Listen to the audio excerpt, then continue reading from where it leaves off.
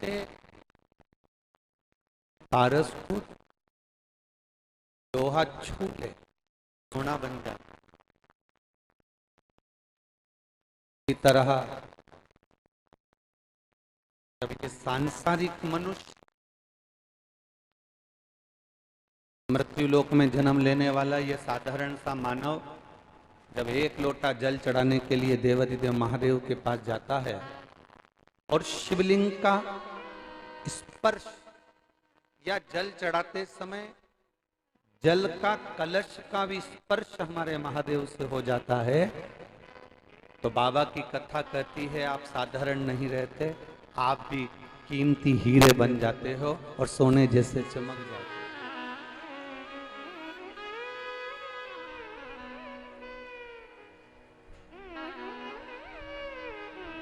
शिव मंदिर में जाना भगवान शंकर की शरणागति को प्राप्त करना, भगवान शंकर के स्मरण को प्राप्त करना। थोड़ा बहुत शिव मंदिर तक पहुंचना, भगवान शंकर की मंदिर पर जाना या कथा तक पहुंचना, भगवान शंकर की भक्ति करना,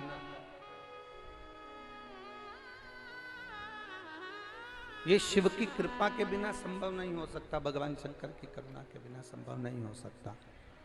जब तक भगवान शिव कृपा ना करे, भगवान शंकर की करुणा ना हो, भगवान शंकर की करुणा ना हो, भगवान शिव की कृपा ना हो, तब तक ये संभव नहीं।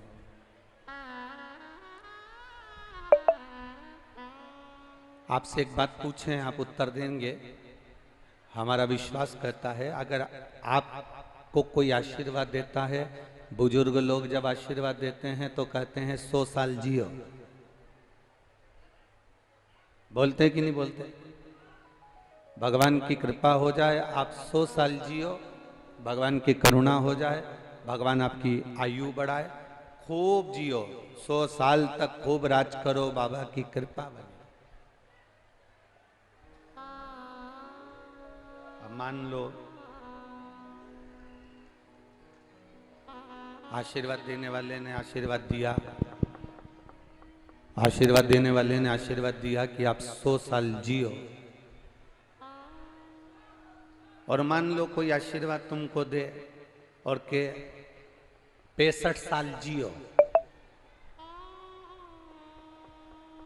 70 साल जियो, 35 साल जियो, 40 साल जियो, आपको वो आशीर्वाद अच्छा लगेगा क्या? अरे बोलो तो जम के, नहीं लगेगा। आशीर्वाद कोई दे रहा है और वो कह रहा है कि 100 साल जियो, तो उसके मुख से सुनने में तुमको अच्छा लगेगा। आशीर्वाद कोई दे रहा है और आपने उसके मुंह से सुना कि 100 साल जियो, तो आपको सुनने में अच्छा लगेगा। पर यदि कोई कहे कि आप 65 साल जियो, 70 साल जियो, 35 साल जियो, 40 साल जियो, तो आपको सुनने में अच्छा नहीं लगेगा। शिव महापुराण की कथा कहती है आधा अधूरा सुनना अपने को अच्छा नहीं लगता, उसी तरह शिव महापुराण की कथा कहती है कि जब भी भोलेनाथ के पास में जाना, शिव महापुराण की कथा में जाना या शंकर जी के शिवालय में देवालय में एक लोटा जल समर्पित करने के लिए जाना, शिव महापुराण की कथा कहती है कभी अधूरे मत जाना। जैसे राम मंदिर में नारियल को फोड़ा जाता है, भगवान कृष्ण के यहाँ नारियल को फोड़ा जाता है, जैसे गणेश जी के मंदिर में नारियल को फोड़ा जाता है, जैसे हनुमान जी के मंदिर में नारियल को फोड़ा जाता है, सारे देवताओं के मंदिर में नारियल को फोड़ा जाता है, चढ़ाया जाता है, तोड़ा जाता है। केवल एक शंकर जी का मंदिर ऐसा होता है जहां नारियल को फोड़ा नहीं जाता, पूरा की पूरा देवाधिदेव महादेव को दिया जाता है। सारे देवताओं को अगर चावल का दाना टूटा भी चढ़ गया तो स्वीकार होता है, पर महादेव की कथा कहती है कि मुझे 1 किलो, 2 किलो, 5 किलो या 1 मुट्ठी चावल चढ़ाने की जरूरत नहीं है। शिव की कथा कहती है एक दाना चढ़ाना, पर वो दाना खंडित ना हो, वो पूर्ण हो, पूर्ण, आधा नहीं चाहिए। टूटा हुआ नारियल नहीं चाहिए। बाबा की कथा कहती है कि मुझे जो देना वो पूर्ण समर्पित होकर देना, मुझे जो देना वो पूरा की पूरा आखा की आखा देना। आखा की आखा दीजिए, पूर्ण दीजिए, उसको तोड़ा ना जाए।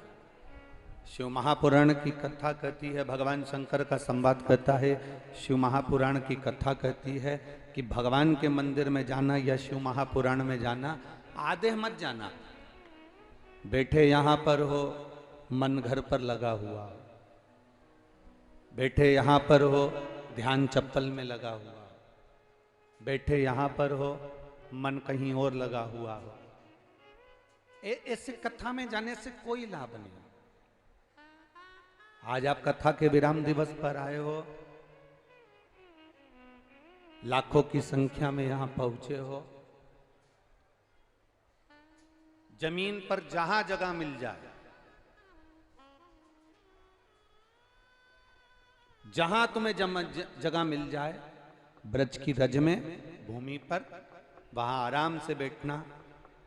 आज विराम दिवस की जब कथा हो, कथा का जब 12 ज्योतिर्लिंग का संवाद पूरा हो जाए, कथा की आरती हो जाए, तब अपने इस पल्लू को उस भूमि पर नमन कर कर देवादिदेव महादेव से कह कर जाना, बाबा पहली बार मैं इस कथा पंडाल में बैठकर कथा सुन रही हूं, तू ऐसी कृपा करना कि मेरी झोली खुशियों से भरना, मैं फिर कथा के पंडाल में पहुंचूं, ऐसी करना।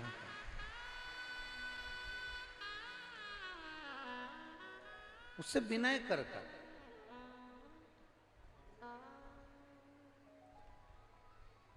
जहां जगह मिले वहां बैठकर उससे प्रार्थना कर कर दिल से जाना, वो दिल से देता है।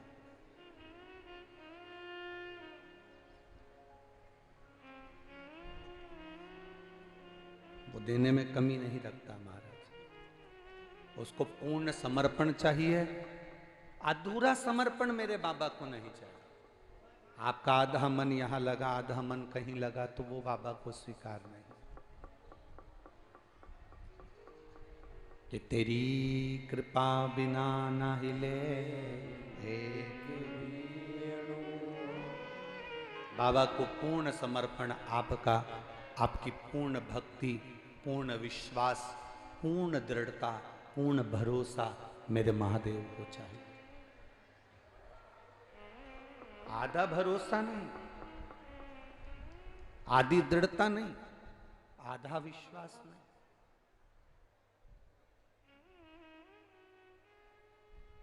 एक पति पत्नी नाव में घूम रहे थे, जहाज में, और जहाज में घूमते घूमते पति पत्नी दोनों जहाज में जा रहे थे। जाते जाते जहाज में समुद्र के अंदर भयंकर लहरें चालू हो गई, सुनामी लहरें पड़ने लगी।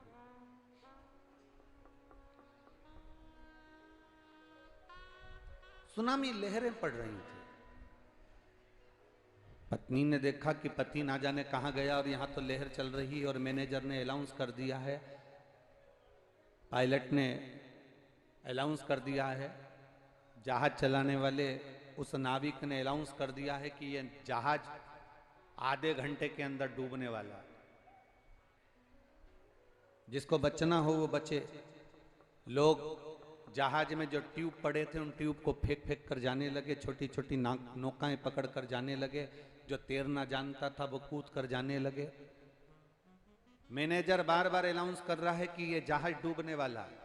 पत्नी अपने पति को ढूंढती ढूंढती पहुंची तो ऊपर जहाज पर जाकर देखा तो पति खड़ा था, सुनामी लहरों का आनंद ले रहा था, सुनामी लहरों का सुख ले रहा था। पत्नी ने अपने पति से कहा, सुनो, जहाज चलाने वाले उस मैनेजर ने कह दिया है, पायलट ने कह दिया है कि यह जहाज डूबने वाला है।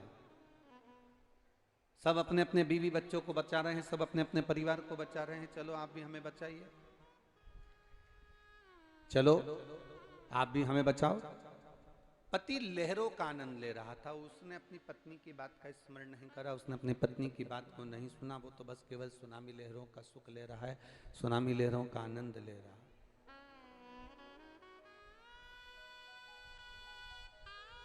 थोड़ी देर बाद पत्नी नीचे गई, फिर वापिस ऊपर आने के बाद पत्नी ने फिर कहा, देखो मैं मर जाऊंगी, सब अपने अपने पत्नी और बच्चों को बचा रहे हैं, आप मुझे बचाओ, मैं मर जाऊंगी। मुझे लगता है कि तुम मुझे मरा हुआ देखना चाहते हो, इसलिए बचाना नहीं चाहते।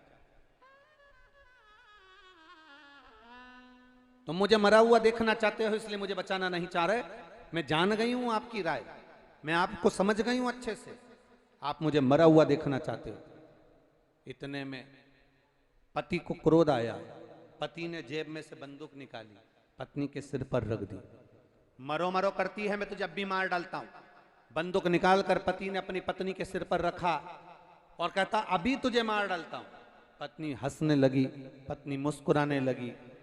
पति हंसी ठाका लगाकर, पति ने पूछा क्या हुआ?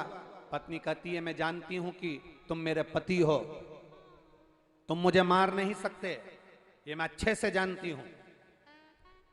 पति ने कहा, तेरे सिर पर बंदूक रखी है, खटका दबने वाला है, और तू कह रही है कि मैं तेरा पति हूं, तुझे मार नहीं सकता। उसी तरह जैसा तेरा मुझ पर भरोसा है, पति कहता है मुझे मेरे भोलेनाथ पर भरोसा है, वो मुझे डूबने नहीं दे सकता। मुझे मेरे भोलेनाथ पर भरोसा है, वो मुझे डूबने नहीं देगा, वो डूबने नहीं दे सकता। भरोसा टूटे कैसे? एक पत्नी ने लिखा है, गुरुजी,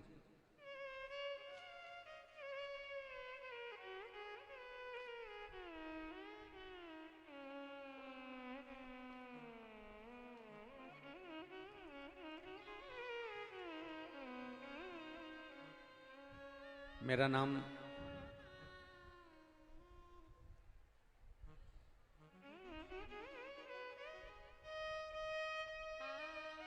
शिवानी गुप्ता है, मैं उत्तर प्रदेश छिबरा मऊ जिला कन्नौज की रहने वाली हूं। कहीं बैठी हैं? कहीं बैठी हो तो हाथ हिला सकती हैं।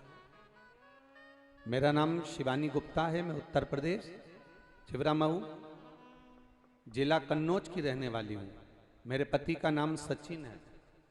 कहीं बैठी हो तो हाथ हिला सकते हैं, कहीं बैठी हो तो अपना हाथ हिला सकते हैं।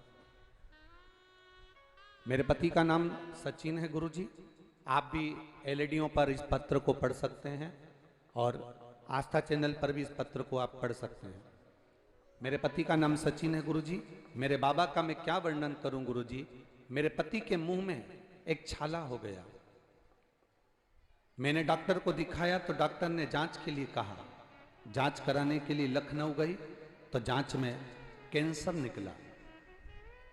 जब जांच में कैंसर निकला फिर हमारी दीदी ने कहा कि तू परेशान मत हो, डॉक्टर का इलाज करवाती रहे और साथ में पशुपतिनाथ का व्रत करना शुरू कर।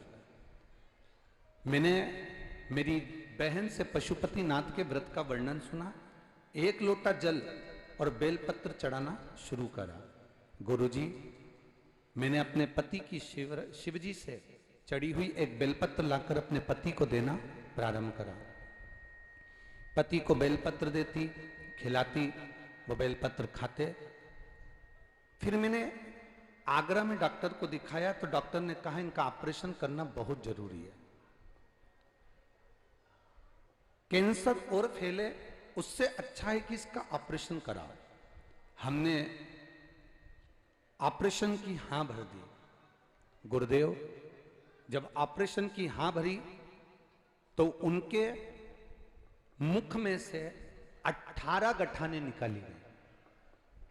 आप इस पत्र में पढ़ेंगे तो आप देखेंगे कि उनके मुख में से 18 गठाने निकाली गई। और 18 गठान निकालने के बाद शिव की कृपा किसको कहते हैं बाबा, वो देखिए।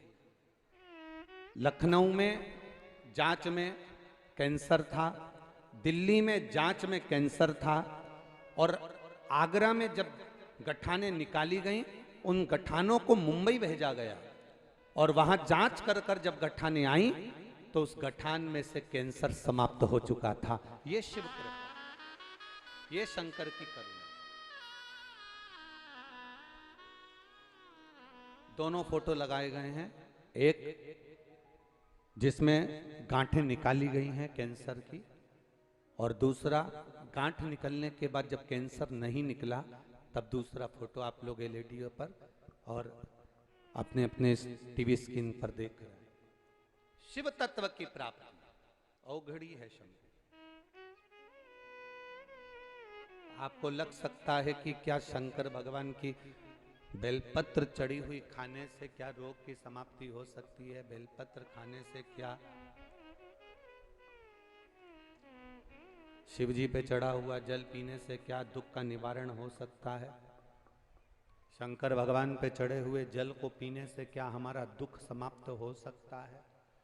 शिव जी पे चढ़ी हुई एक बेलपत्र का फल क्या हमको जीवन का आनंद दे सकता है? मेरी जीजियों, थोड़ा कष्ट परमात्मा जरूर देता है।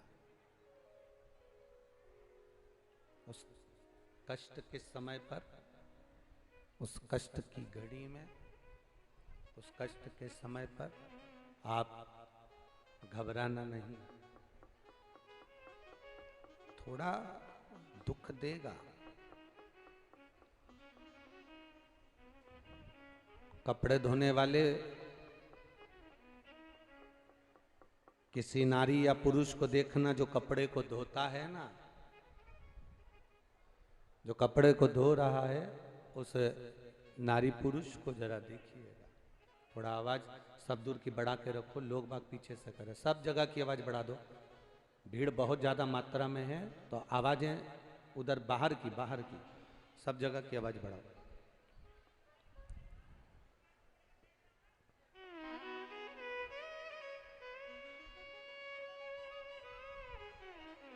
कपड़ा धोने वाला कपड़ा धोता है, उसमें कास्टिक डालता है, सर्फ डालता है।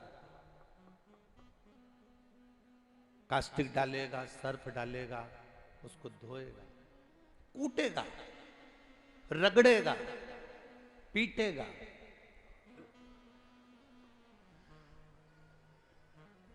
तब जाकर कपड़ा उज्जवल हो पाता है, साफ हो पाता है। तब कपड़ा साफ हुआ, तब कपड़ा साफ कहलाया। कपड़ा उज्जवल हुआ, धोया, रगड़ा, कास्टिक डाला, उसको पानी में खंगाला, खूब कूटा, पीटा, तब कपड़ा जाकर साफ हुआ। मेरा भोलेनाथ भी अपने भक्त की पूरी परीक्षा लेता है। एक बार पशुपति व्रत करा, नहीं फल मिला, घबराना नहीं। इस माता ने पत्र में लिखा, मैंने पशुपति नाथ का व्रत किया, उसके बाद मेरे पति का ऑपरेशन हुआ। माता लिख रही, मुझे लगा था कि मैंने व्रत करा है तो ऑपरेशन नहीं होगा। अगर ऑपरेशन नहीं होता, मेरा बाबा ऑपरेशन नहीं करवाता, तो तुम यही भ्रम में रहती कि इसको कैंसर है। तुम इसी भ्रम में रहती कि इसको कैंसर है। पर बाबा ने, भले तूने पशुपति व्रत करा, पर तूने विश्वास बाबा पर करा तो ऑपरेशन हुआ। 18 गांठें निकली, जांच के लिए गई मुंबई, तब वहां से रिपोर्ट आई कि इसको कैंसर नहीं है। तब तेरे हृदय में सुकून हुआ कि कैंसर नहीं।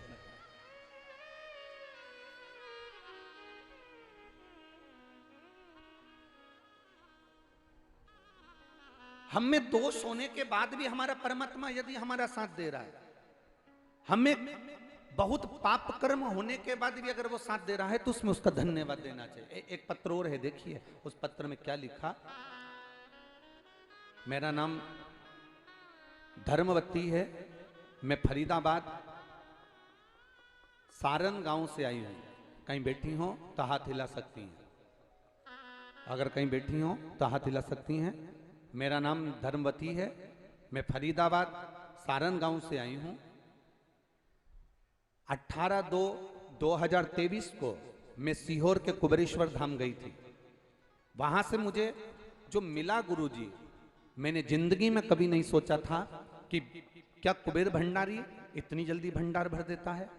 मेरे छोटे बेटे की एक आंख में रोशनी नहीं थी, एक आंख में जब रोशनी नहीं थी, कहीं बैठी हो तो हाथ हिला सकती हैं, अगर कहीं बैठी हो तो हाथ हिला सकती हैं।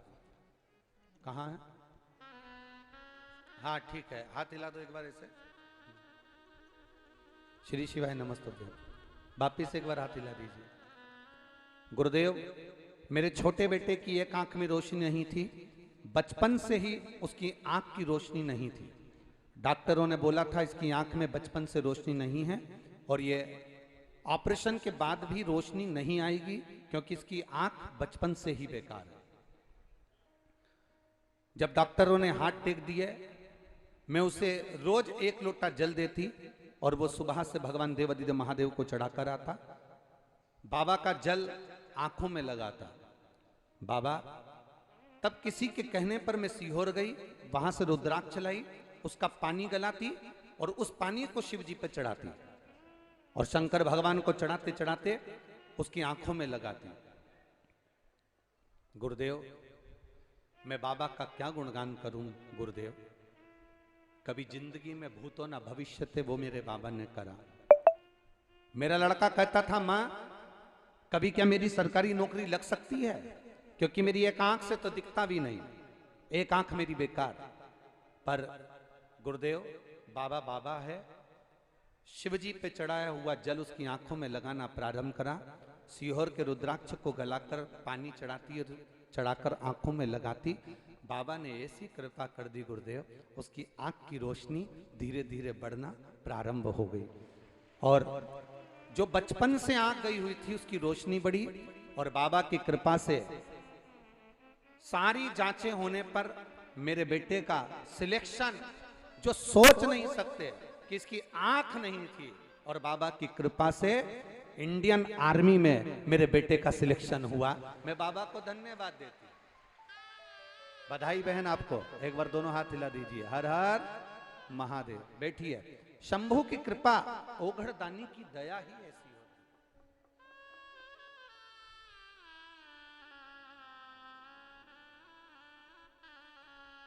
अरे खाली न जाता कोई दर से तुम्हारे, खाली न जाता कोई दर से तुम्हारे, मैं भी खड़ी हूँ नन्ही बाएं पसारे, मैं भी खड़ा हूँ नन्ही बाहें पसारे, अपने हृदय से लगा लो, गिरा जा रहा हो, उठा लो, भोले अपने दर से अब तो न टालो, गिरी जा रही हूँ, उठा लो, उठा।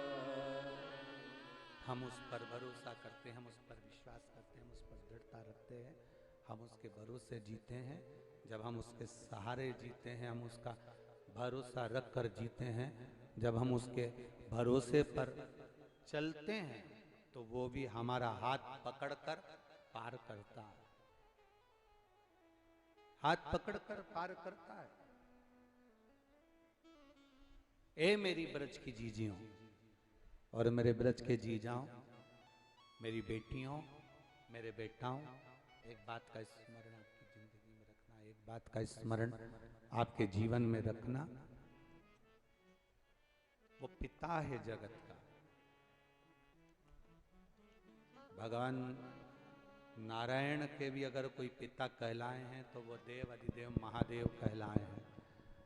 भगवान नारायण के भी अगर पिता कहलाए हैं तो भगवान शिव कहलाए, भगवान शिव कहलाए, वो जगत का पिता। और जो जगत का पिता है वो आपका भी पिता है।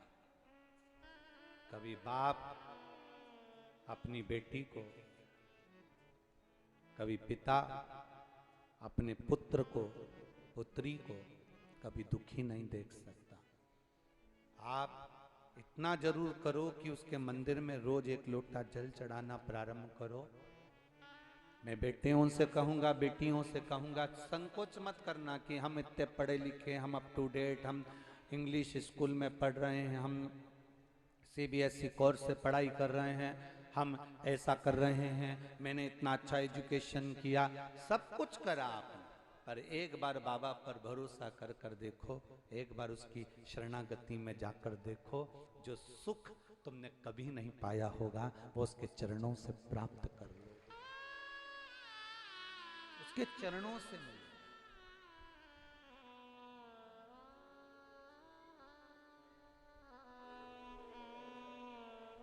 वो साधारण नहीं है मेरा देवाधिदेव महादेव। सुख और आनंद दोनों में अंतर होता है। सुख में और आनंद में अंतर होता है। होटल में जाकर बैठकर अकेले खा लेना सुख है। होटल में जाकर अकेले बैठकर खा लेना सुख है, पर थोड़ा सा भोजन बनाकर ले जाकर पूरे परिवार के साथ बैठकर खा लेना आनंद है।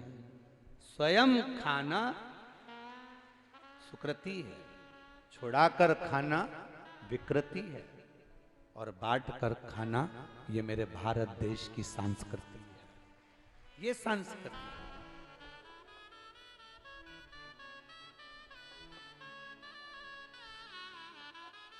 कोई कल सौरभ भैया अग्रवाल जी कह रहे थे, सौरभ भैया कल कह रहे थे शाम के टाइम पर, गुरुजी लाखों शादियां होंगी परिवार में, हजारों जन्मदिन की पार्टियां होंगी परिवार में,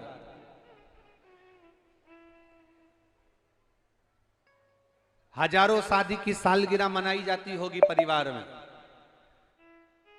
पूरा परिवार बहुत बड़ा है, पर गुरुदेव जो आनंद इस शिव महापुराण की कथा में 7 दिन मिला, वो आनंद जिंदगी भर कभी नहीं मिल सकता। हमने कहा सौरभ भैया आपके माता पिता का पुण्य है, आपकी धर्म पत्नी का पुण्य है, परिवार का पुण्य है, और हम तो कहेंगे श्री सुभाष चंद्र अग्रवाल जी आपके भी माता पिता का कोई पुण्य है, दादा परदादा का कोई पुण्य है, जो ये ब्रज की धरा पर दामोदर मास कार्तिक महीने में ये 7 दिवसीय शिव महापुराण की कथा ये लाखों भक्तों के कानों में श्रवण करवा दिया। जितना बना, जिस भक्त से जितना बना, उसने उस भक्त ने उतनी उतनी सेवा करी। कार्यकर्ताओं ने भी दिल से जैसी जैसी सेवा बन सकती थी वैसी करी। हाईवे के इतने नजदीक इस कथा का होना बहुत कठिन काम है।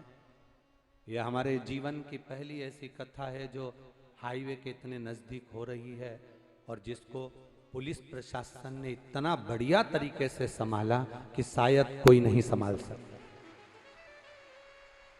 शायद कोई नहीं संभाल सकता। जब लाखों भक्त गाड़ियां लेकर आते हैं और लाखों भक्त जब बाहर निकलते हैं रोड पर, तो कम से कम 9-9, 10-10 घंटे, 11-11 घंटे तक जाम नहीं खुलता है, पर 3 घंटा, 2.5 घंटा, 3 घंटा, 3.5 घंटा, 4 घंटे में सब गाड़ियां अपने अपने गंतव्य की ओर जाना प्रारंभ हो जाती है। ये साधुता है यहाँ उत्तर प्रदेश पुलिस की, बहुत बहुत साधुता। इसको कहेंगे कि यहाँ की उत्तर प्रदेश पुलिस की जागरूकता है, बहुत साधुता। शिव कृपा बिना। आज हमने एक पत्र, जो हम जहां अग्रवाल वाटिका में रुके हुए हैं वहां पर किसी ने एक पत्र कल काउंटर पर दिया होगा, वो पत्र हमने पढ़ा। उस पत्र में लिखा था, उस पत्र में था कि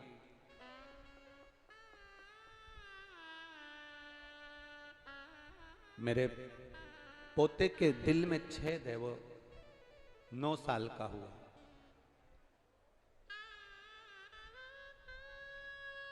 और वो 9 साल का बेटा है, उसके दिल में छेद है। पत्र हम जहां रुके हैं अग्रवाल वाटिका में, वहां रखा है। और मेरा पोता 9 साल का, उसके बेटा है, उसका पोता नहीं बेटा, उसके हृदय में छेद है। बहुत गरीब हैं हम।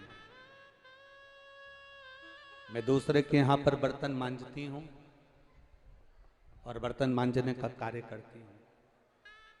डॉक्टर ने बेटे के ऑपरेशन का बोला है और ऑपरेशन कराने का कहा।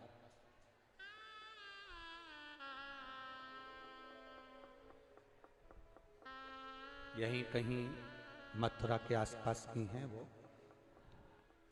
जब बेटे के ऑपरेशन का कहा, लड़का एक ही है, हृदय में छेद है, ऑपरेशन कराऊं तो कैसे कराऊं, धन भी इतना नहीं, और डॉक्टर कहता है कि ऑपरेशन होने पर इसका क्या होगा हम नहीं कर सकते। कई बार छोटा बच्चा है, कोमा में ना जाए या वेंटिलेटर पर ना पड़ा रहे, उतना धन तुम्हारे पास में नहीं है, इतना धन नहीं है, इतना पैसा। तब किसी जगह पर जब वो बर्तन मांजने के लिए गई और वहां टीवी पर कथा सुन रही थी,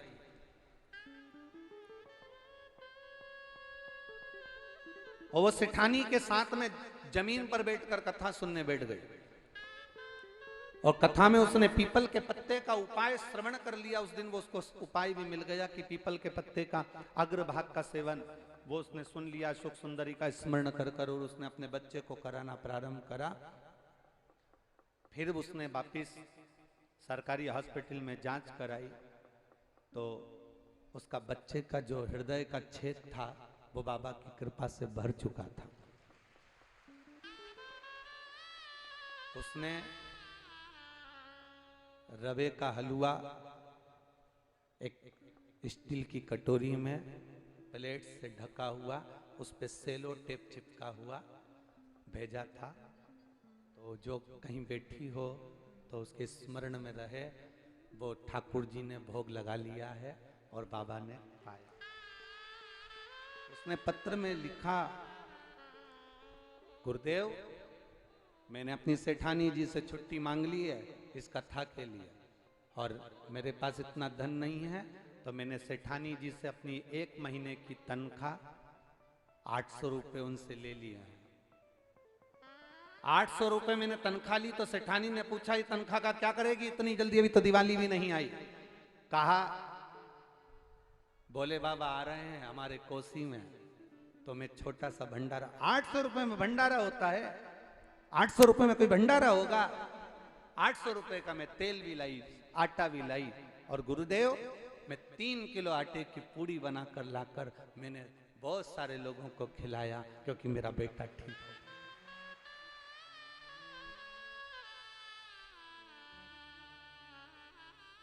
मेरी जीजियों, बहुत करोड़पति बन जाओगे, धन तो बहुत हो जाएगा, पर मन कहां से लाओगे?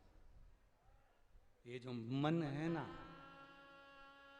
ये बड़ी मुश्किल से मिलता है, बड़ी मुश्किल।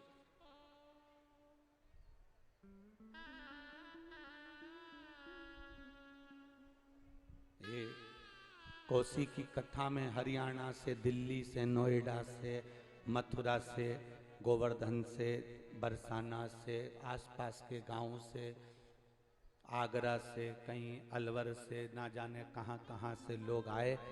कोई खिचड़ी बांटता रहा, कोई पूड़ी बांटता रहा, कोई बिस्कुट, कोई पानी, कोई कुछ बांटता रहा। धन्य है आप, धन्य। उस माँ ने लिखा अपने पत्र में, मेरा बाबा ओसी आया है। उसने एक लाइन बड़ी सुंदर लिखी, मैं मेरे मायके नहीं गई क्योंकि मेरे मायके में मुझे पूछा नहीं जाता। ऐसा लगता है मेरा पिता मेरी कोसी में आया है तो मेरा मायका यही है, मैं मेरे बाबा के मायके जा रहा हूं। शिव है। आपका भरोसा इतना पक्का है, आपकी दृढ़ता इतनी पक्की है, जब विश्वास दृढ़ हो जाता है कि शिव है हमारे साथ में, मेरा शंकर है, मेरा ओघड़ी है, तो फिर वो भटकने नहीं देता, वो डूबने नहीं देता।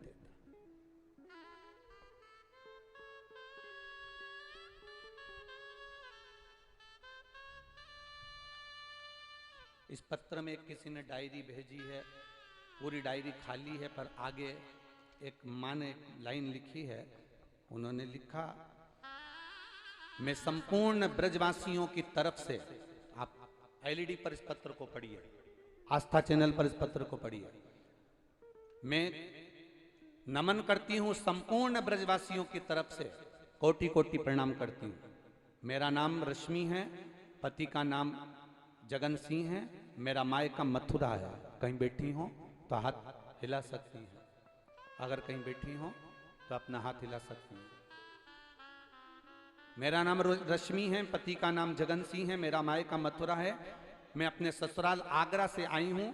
हम 3 लोग आए हैं गुरुजी यहां। गुरुदेव, जब पत्र में लिखा उन्होंने,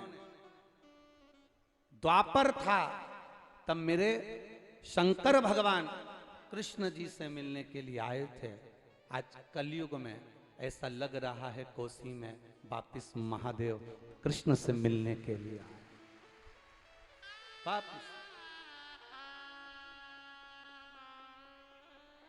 आज लग रहा है कि मेरा शिव वापिस इस ब्रज की धरा में मेरे ठाकुर से मिलने के लिए आया। ये विश्वास, आपकी दृढ़ता।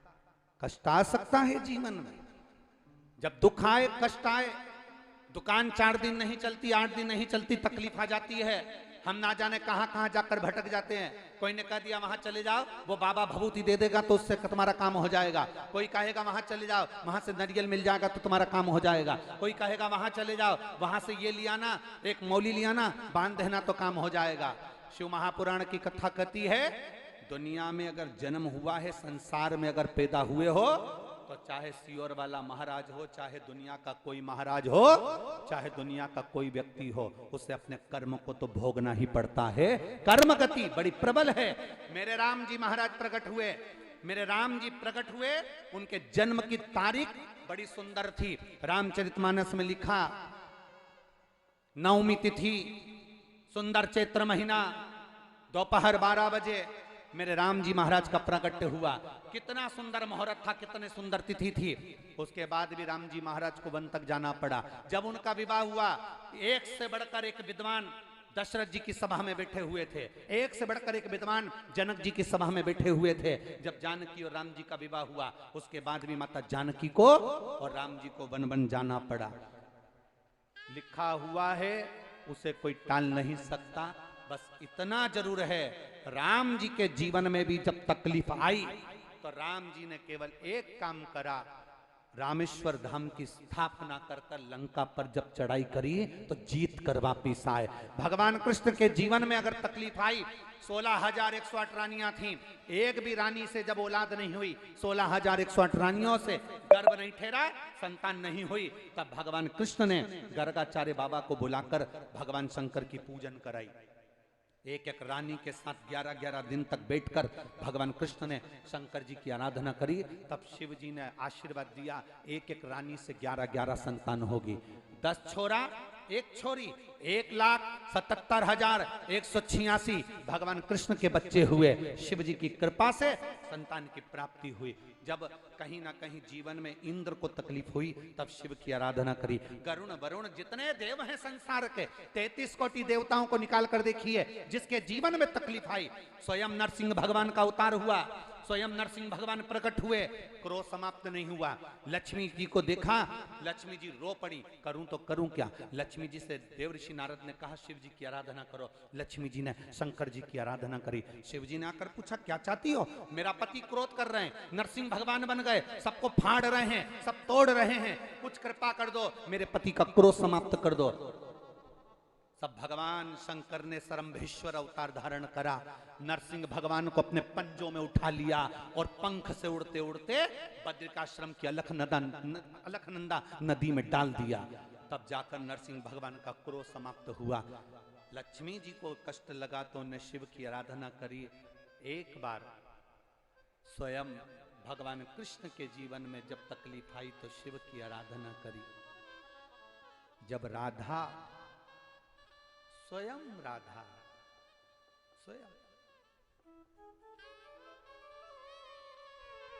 स्वयं राधा, आप लोगों ने पुराणों में पढ़ा है कि नहीं पढ़ा, कभी अगर मौका मिले तो एक बार देवी भागवत, स्कंद पुराण,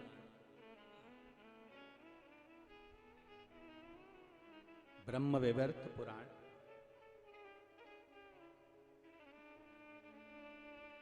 काली चरित्रामृत, एक बार अगर समय मिले तो आप इनको पढ़ेंगे तो उसमें आपको मिलेगा। ये दुनिया के लोग जो राधे राधे कहते हैं, राधा है कौन?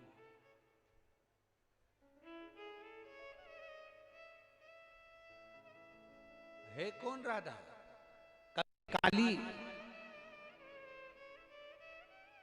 रस अमृत को पढ़ना, कभी स्कंद पुराण को पढ़ना, कभी मौका मिले एक बार देवी भागवत को पढ़ना, उसमें आपको मिलेगा ये राधा और कोई नहीं, शंकर का ही एक स्वरूप है और कृष्ण और कोई नहीं, मां काली पार्वती का ही एक स्वरूप है, ये दूसरे नहीं, दोनों एक स्वरूप। आप कभी पढ़िए, और अगर पोथी पढ़ने का भी समय ना मिले, पुराण पढ़ने का भी समय ना मिले तो एक बार नेट पर सर्च कर कर देखना। अगर पोथी और पुराण भी नहीं उठा सकते, इतना समय नहीं है, तो एक बार सर्च कर कर देखना कि भगवान शंकर और भगवान पार्वती, माता पार्वती और शिव कैलाश धाम पर बैठे आनंद के साथ विहार कर रहे, बैठे हुए चर्चा कर रहे, और शिव जी पार्वती को और पार्वती शिव जी से कुछ संवाद कर कर मांग लेती हैं वर। उसका एक सुख द्वापर में मिला है।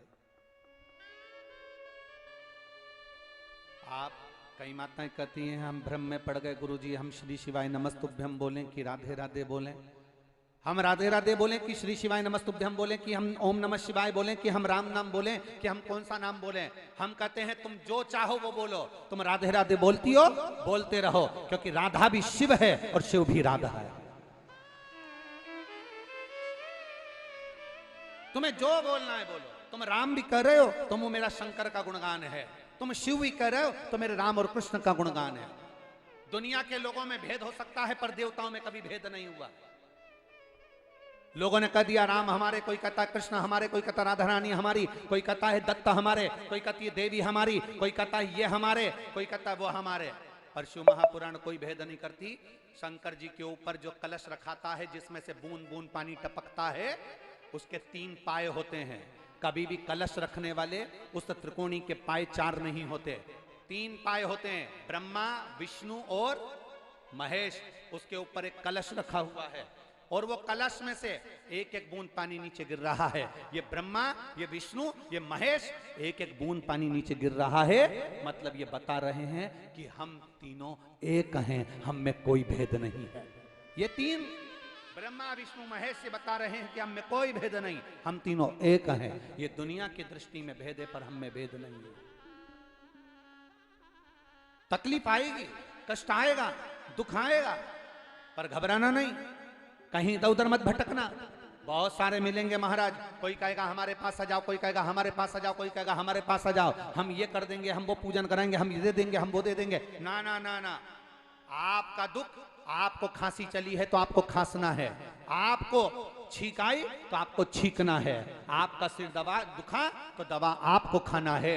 उसी तरह दुख यदि जिंदगी में आपको आया है तो शंकर जी के मंदिर भी आपको जाना है, तो वो दुख काट दे, वो स्वयं काटे।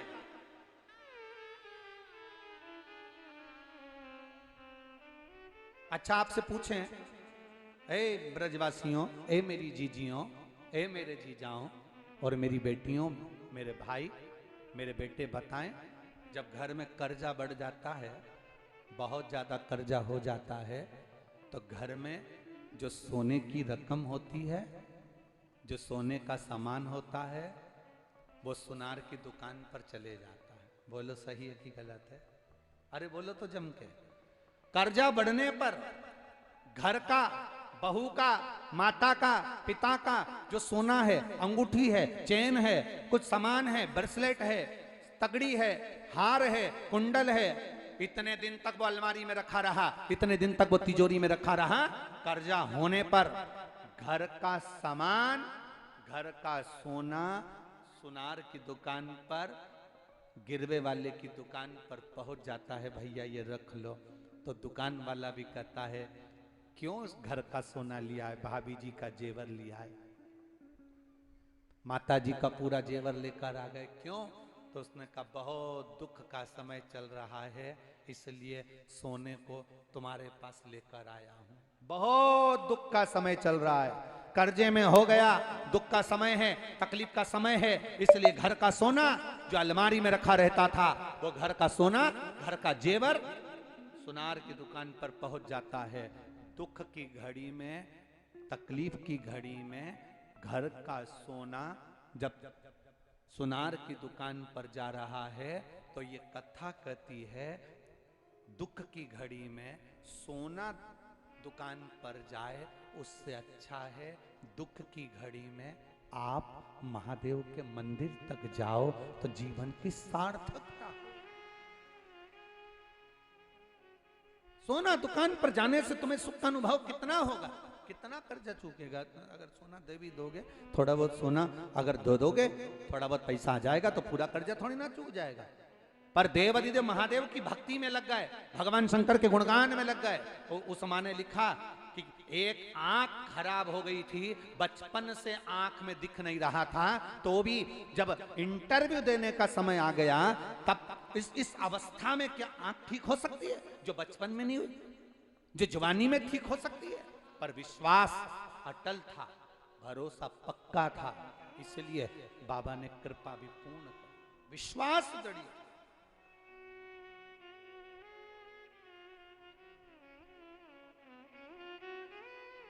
भरोसा पक्का था, उसने साथ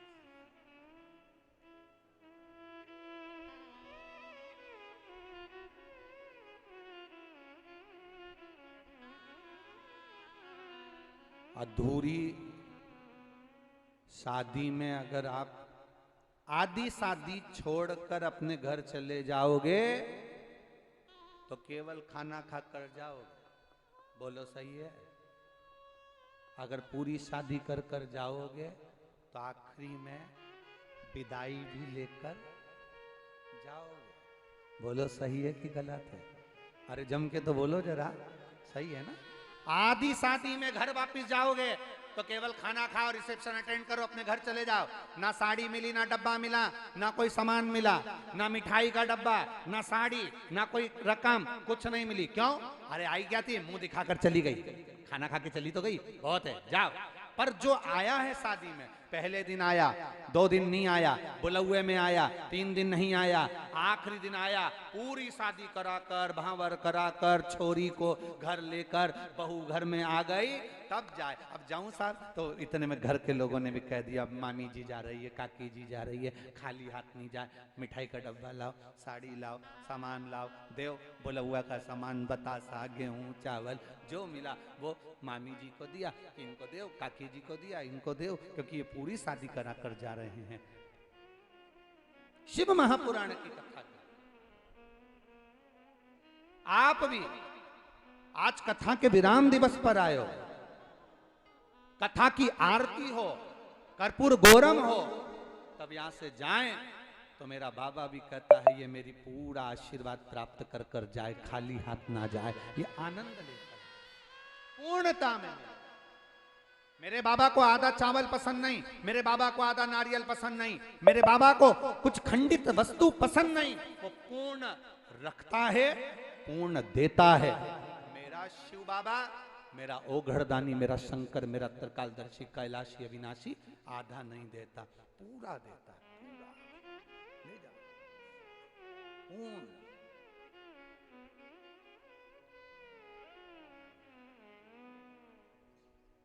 मेरे बाबा दया करना, मैं तेरे भरोसे हूँ। भोले बाबा दया करना, मैं तेरे भरोसे हूँ। ना घर के भरोसे हूँ, ना परिवार के भरोसे हूँ, ना घर के भरोसे हूँ, ना परिवार के भरोसे हूँ। मेरे बाबा दया करना, मैं तेरे भरोसे हूँ। भोले बाबा दया करना, मैं तेरे भरोसे हूँ। हम भरोसा उस पर रखें, जब भरोसा रखेंगे तो खाली नहीं छोड़ता।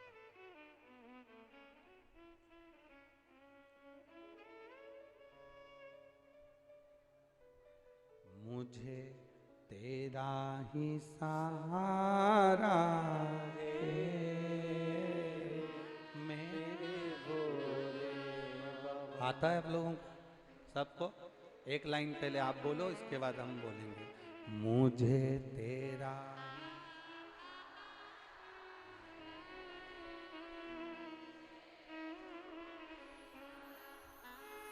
कब से खड़ी हूँ झोली पसार, क्यों न सुने तू मेरी पुकार। बोलो एक बार।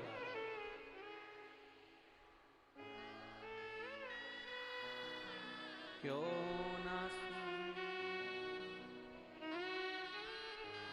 मुझे तेरा ही सहारा है,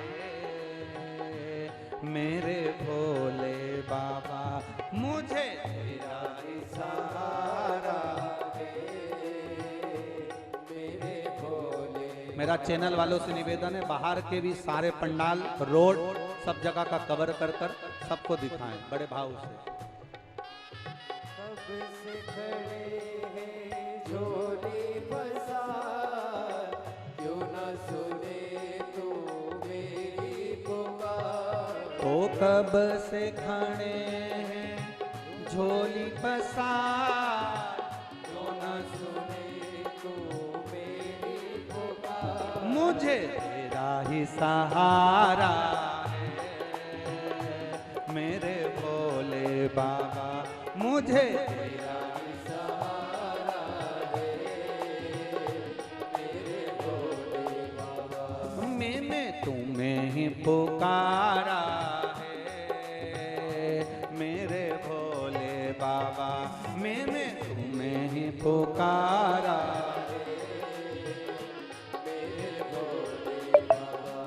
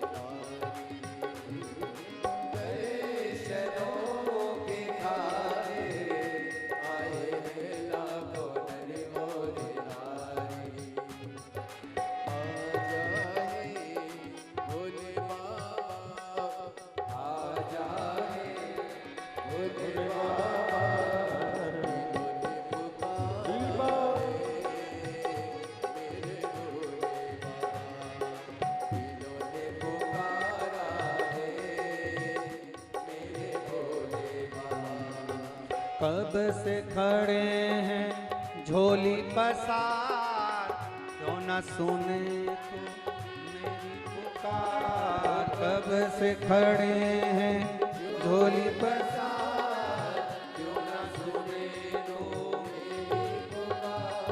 तेरा ही सहारा है मेरे भोले बाबा, मुझे